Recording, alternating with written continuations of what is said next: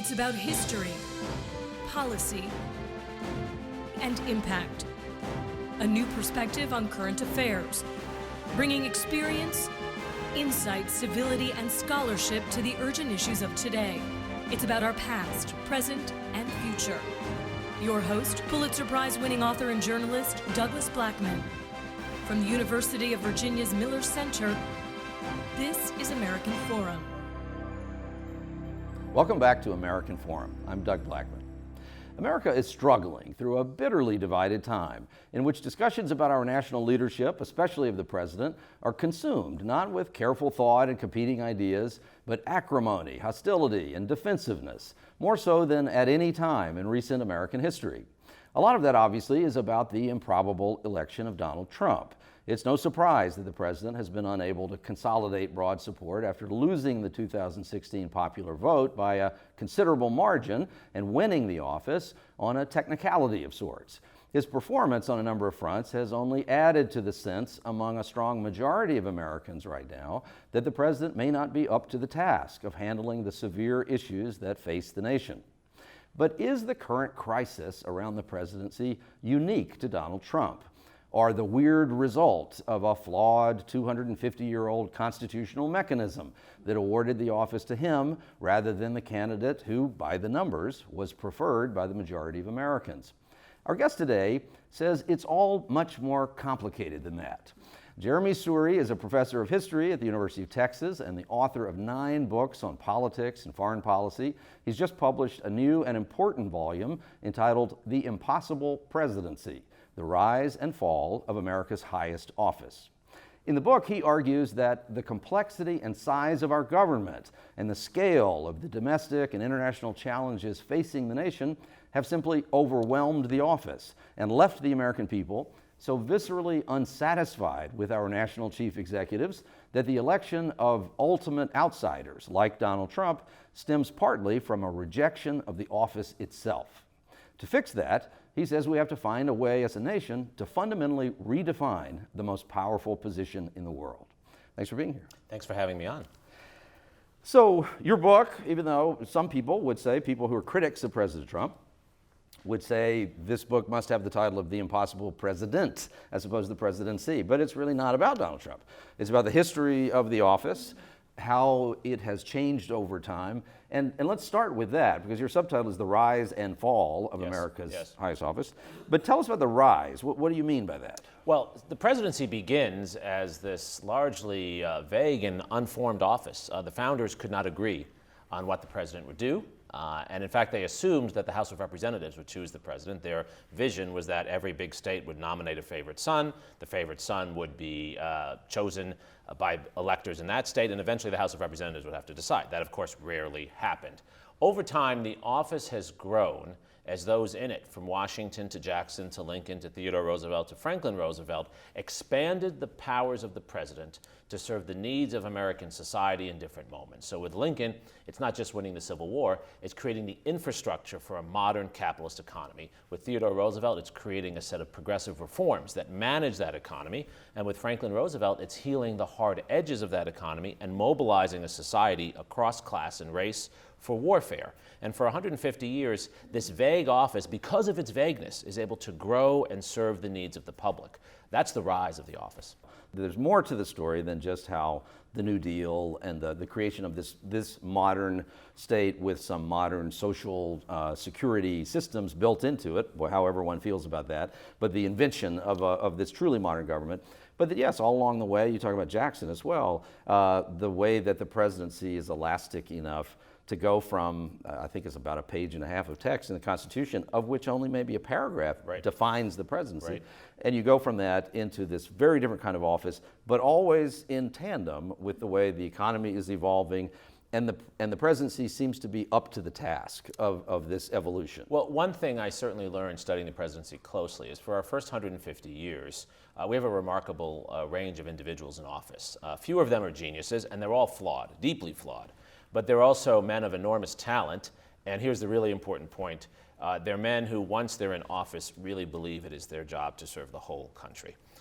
We are actually blessed in that respect. And so the office, and this is one of the points of my book, the office defines the individual as much as the individual defines the office. One of the problems, Doug, with a lot of the work we have on the presidency is it tends to be very individualistic and very biographical. And there's nothing wrong with that. We have wonderful biographies of presidents. You've featured many of the authors on your wonderful show. But nonetheless, when you focus on an individual, you overemphasize the role of the individual. My argument is that we need to understand how the machinery of the car has changed over time, as well as simply understanding the drivers. In many ways, this is Roosevelt's legacy. He's the hero of my book, but he's also a tragic figure. Roosevelt creates the modern presidency. It's the culmination of the work of those before him, but he creates the modern presidency in terms of his domestic reach. He's the first president to make home calls through the radio. And he also creates a world historical presidency, a president who's going to be responsible for defeating fascism across the globe and rebuilding the world. That creates expectations that Roosevelt can barely meet. And those expectations and requirements continue to grow exponentially after he leaves office. And if a Roosevelt can barely do it, when you have other talented men who might not have all the skills and experience he has, that makes it incredibly difficult. John F. Kennedy aspired to be Roosevelt. In fact, one of the first things he did, I talk about this in the book, is bring together scholars who had studied Roosevelt, people like Arthur Schlesinger, Richard Neustadt, to advise him how he could be Rooseveltian. And the irony is that in trying to be Rooseveltian, it actually set him up for many, many failures because he was trying to do too much. Again, it was barely possible for Roosevelt to do it. Now he was trying to do much too much. I show in the book how, for example, during the Cuban Missile Crisis, how he's trying to do so many things. He's now stuck and scheduled into so many responsibilities. It's very hard for him to find the time he needs to do the deliberative work that has to be done to figure out whether we're going to blow up the world. Yeah, and that particular observation is one that I certainly, we've talked about at this table in other regards, but this notion that that we've become a society that, and certainly everything since 9/11 has been an example of this, of where we take on this extraordinary challenge that is a version of trying to fulfill Kennedy's promise in his inaugural address, and is an honorable one to try to defeat these terrible forces in the world. But we do it in a way where we say to the American people, we're not actually going to ask you to sacrifice. We're not going to sell war bonds. We're not going to ask you to pay for this. What we want you to do is to keep going to the mall and let the professional fighters do this thing over here. And I've long thought that a lot of the dissension we have in the country now, things might be rather different if there had been a more authentic mobilization of all Americans in the aftermath of 9/11, like there was in World War II. Right, and I think this is a really important point I'm trying to make in the book, which is that during the rise period, presidents are doing more and more. But there are really a few big things that still define who they are, and those are the moments when they turn to collective sacrifice. Roosevelt begins by asking the American people to work with him, to sacrifice to help solve the Depression and to help move forward in fighting fascism. He doesn't begin by telling Americans what to do, he begins by asking them to join in. And as presidents start to do more and more things, they, instead of doing that, which takes a lot of work, they look for easier, quicker solutions. What I find in the second half of the book, in the period of fall, is presidents are often more concerned with getting problems off their desk than actually solving them. And that, of course, reflects our own lives. We are busier than ever before and accomplishing less. And that's manifest in the president as well as all of us as citizens.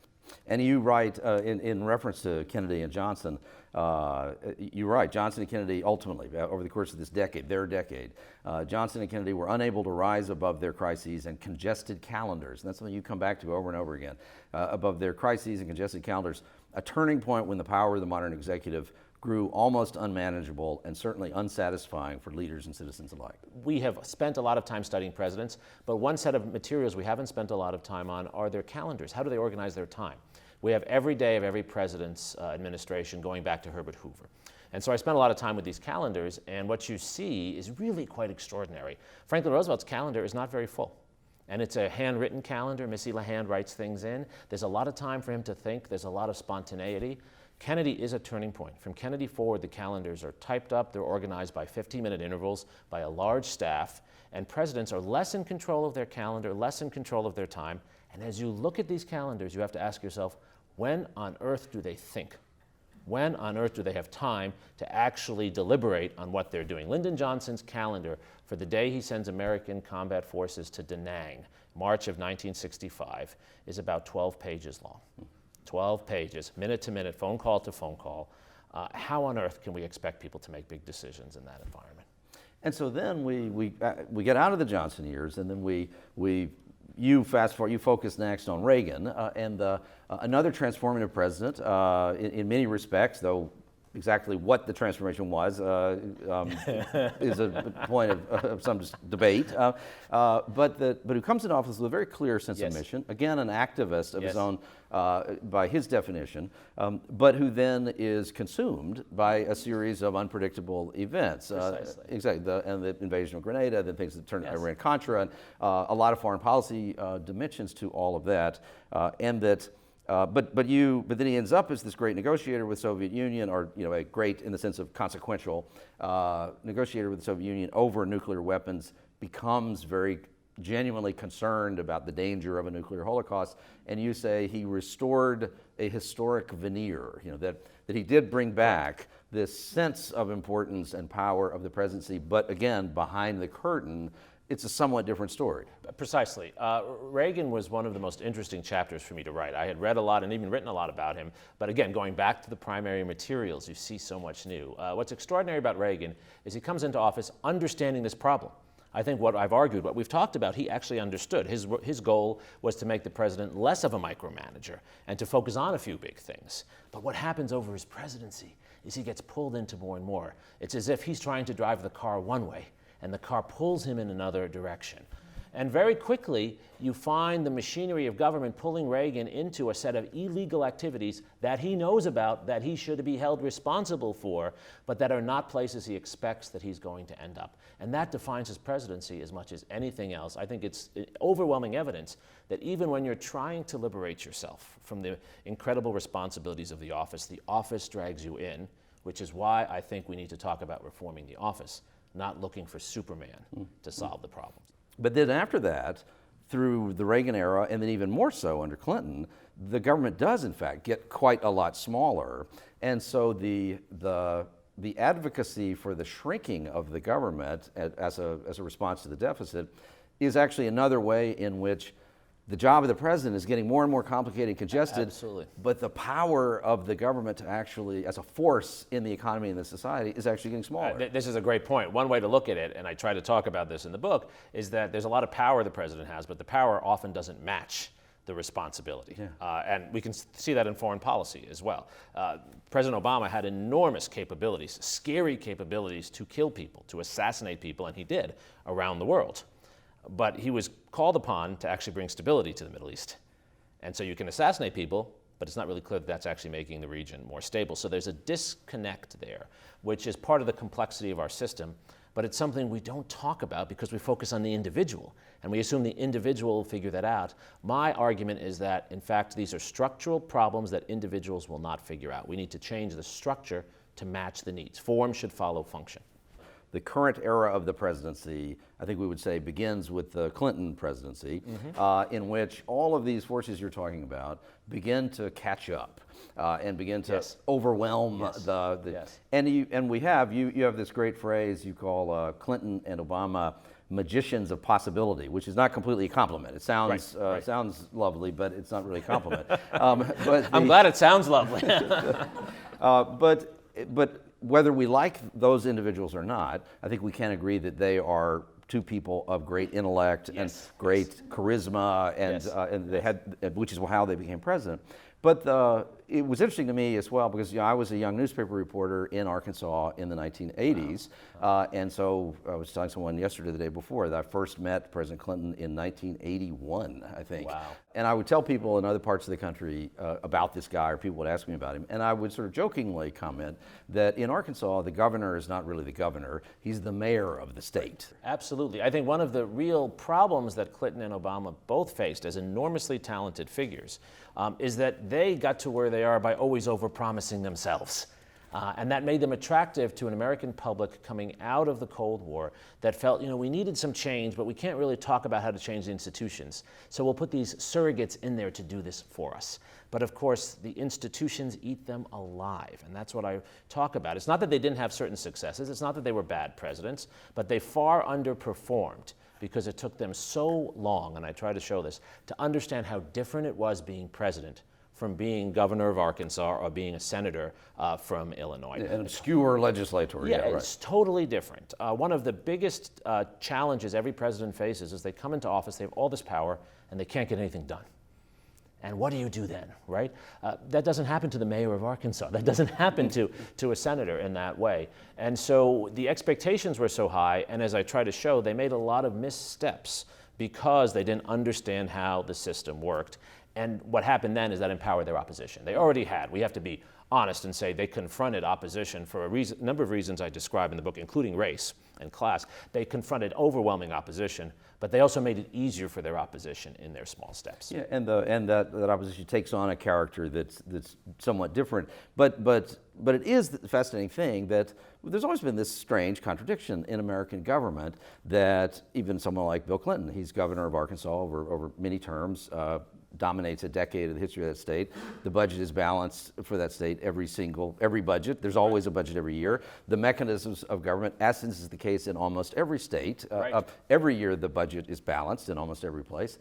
And then someone who comes out of that, I mean, Clinton was an extraordinarily more prepared, though in reality, a rather unprepared figure to be president. But compared to Barack Obama, he's eminently more qualified. Barack Obama had no real resume of qualifications to be president of the United States, except his intellect and charisma. But so you look at someone like Clinton, who, after this long period of very efficient governance, then becomes president of the United States and presides over a government that has fantastic deficits and can't do any of the things that could be done at the state level. Right. And it seems like that's back to your point of proportionality. Absolutely, scale and scope matter. So it's not that being governor of Arkansas is easy. But if you're incredibly smart, energetic, and you have a few good people around you, you can do a lot relatively quickly.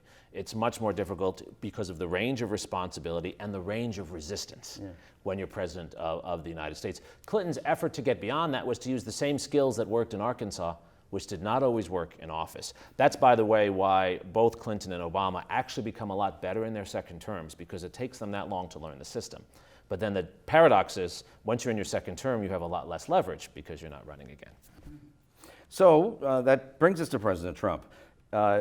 Your book's really not about him, only a little bit that refers to him at the very end, but you do call him, you say, the Impossible Presidency produced a truly impossible president. What do you mean by that? Well, in part, I still can't believe he's president, so that's part of it. The Impossible Presidency produced an impossible president because I think Americans became so fed up with the office, for good and bad reasons, that they literally chose someone to blow it up, or at least 62 million people voted for someone. And the one thing that seems to unite all of them is they thought he was going to blow up and transform this office. And the only way, we know this as historians, the only way institutional reform happens is when people get into the system who understand the system, respond to pressures outside the system, but actually change it with knowledge of what the system is. And that's not going to happen here. And look at what has happened so far with President Trump, especially in foreign policy. What has he done? He's turned foreign policy over to the military. This is the most military-dominant government we have had in American history, full stop. Now, I think the military officers he's chosen, Mattis, McMaster, and others, these are fine people. These are people who understand the Constitution. They are not going to stage a coup or anything like that. But the whole point I've been making is that our government is too keyed to power, particularly military power. You put the military power in people in charge, right? It's like, putting the people who eat candy in charge of the candy store, right? This is a problem here. And so what's happened is people voted for someone to blow up the office, and the person who's blowing up the office is actually reinforcing all of the worst elements of it. Now, you also, at the end, offer some potential solutions to this. They're not terribly detailed. No, because I'm better on problems than solutions, and as my wife will tell you. But and one of them you've already referred to, that the need for more investment in these institutions that can be bulwarks against this collapse in confidence around basic facts and basic truth, and so that there need to be these strong analytical organizations that are part of the government, public media, but the government invests in these alternatives to the unreliable flood that we all live in now. Right. If I might just clarify, just to build on that, my point is that right now the providing of information to the public is often keyed to revenue generation. I have nothing against people doing things for revenue. But the whole point of a public media and the whole point of public universities would be that the incentive structure is not to release knowledge that generates revenue, but instead release knowledge that enhances public understanding. And some will say, okay, well, NPR is a little biased in one direction. I don't think it is, but that's fine. We could have two of them, right? But we should have institutions that are incentivized to provide knowledge to the public, not to make money, but for the sake of the knowledge itself. That's a big distinction, and we've moved away from that. And I think we could change that, and it would cost next to nothing. It's a few aircraft. Yeah, well, and the same sort of thing about universities and school systems, and which is another breakdown, I think, from where we once were. Now, the American tradition was, for such a long time, had a very clear understanding of teaching civics. Now, it was only to teach civics to white kids and middle-class kids, and leave out everybody else for the longest time. And partly, it seems, it was when we began to actually fulfill the obligation to offer education to everyone, that we began to pull back from the importance of it and the resources that would go into it. But that tradition, that through education, that's the place that we can instill some, what these core shared values are, that maybe would have an effect on all the things we've been talking about. And for universities, if I might say, this is the real risk in turning our great public institutions like the University of Virginia over to revenue sources that are private sources. That's a real danger. That has a big effect. People think we can do that and these institutions will be the same. No, they're changing before our eyes in the same way that Fox News is different from the BBC. Yeah, well, and sometimes people will say, you know, I talk a lot about mass incarceration and law enforcement issues and things, and sometimes people will ask me after an event somewhere, they'll say, well, what can we do? How can I change things? And I'll say, well, the first thing is you have to confront that wherever you live, you don't pay enough taxes. And I mean that on a local level. That people, we've so starved institutions like the public schools in almost every community in America, in part because, again, the sort of self-obsessed citizen thing of that being really, I can't tell you how many times I've had neighbors come over to me and say they went down to the courthouse and appealed their property tax appraisal and they got $150 shaved off of their property taxes, and what a great thing that was. And I finally have begun to say, that's actually not a good thing. Yeah. We actually have enough money in the system. Let's take the city of Austin. I know a lot about this now through my wife, who's a member of the city council in Austin. And the city of Austin has doubled its property tax base in the last 10 years. There's a lot of money there. But too much of the money is actually given away to the wrong people. So not enough money goes into the school system, and much more money goes to incentives for developers. Now, why we need to incentivize developers who are falling over themselves to build new units in Austin, I don't quite understand. So it's not even just about taxing, it's about how we use the money we have. And so that part of your fix relates to the people, to the having a better electorate of more informed, more engaged, more serious citizenry. But the other side of it is how to actually change the office of the presidency. I mean, how do we do that? What is something that we can take off the plate of the president that really matters and give to somebody else? How do we do that? Well, so I've done some comparative work on this, as many others have, and I hadn't realized this till I wrote this book. We're the only major democracy in the world that still does that still thinks there should be one person, right? One king. One king, right? Most of our peer democracies, India, Germany, France, they actually have a president or a Bundeskanzler and a prime minister. Now, the prime minister technically is part of the legislature, but the prime minister has a cabinet and an executive government they form. And what works well in those societies is that there is some division of responsibility. So in Germany, the Bundeskanzler does most of the policy work, but the head of state work, which takes a lot of time of presidents, entertaining people, visiting foreign dignitaries, a lot of that is done by the president, not the prime minister. In France, of course, we have a division where the president does more foreign policy and the prime minister does more legislative work. I think President Obama would have been far better off if we had a prime minister rather than a vice president, a prime minister who had legitimacy, accountable to the American people, even one of a different party, who could manage the legislature. Let me give a contemporary example. Right now, I'm convinced that House Speaker Paul Ryan would like to do different things than he's doing. But he is held hostage by really a handful of Republican congressmen in his caucus. And this is what Boehner was complaining about, right? Who, if Ryan doesn't do exactly what they want, they will take their votes away, he'll lose his speakership. So a very small number of extreme, non-representative for the country members of the House are controlling the House agenda. If we had the equivalent of a speaker who was elected by the country and was not accountable to a small part of his party, he could do very different things. And we'd have a very different set of legislative issues coming out. And paradoxically, I think we'd have less gridlock between the president and Congress in that context. That is how it works in other systems. We would benefit from that. That would obviously need a constitutional change. But I think that's the direction we have to go. We have to at least be honest, Doug, that the office is too large for even the most talented man in the world. And as we know, we don't often have the most talented man in the world in there. Or a woman. Or a woman, thank you, or a woman. Jeremi Suri, thanks for joining us. Thank you for having me. If you'd like to join our conversations about national security, politics, the presidency, the impossible presidency, any of the central issues in American life today, go to the Miller Center Facebook page, visit millercenter.org, or follow us on Twitter. My handle is @DouglasBlackman. You can follow today's guest at Jeremi Suri. And please keep watching us on your local PBS affiliate. You might give them a donation too. I'm Doug Blackman. See you next week. Well, great questions.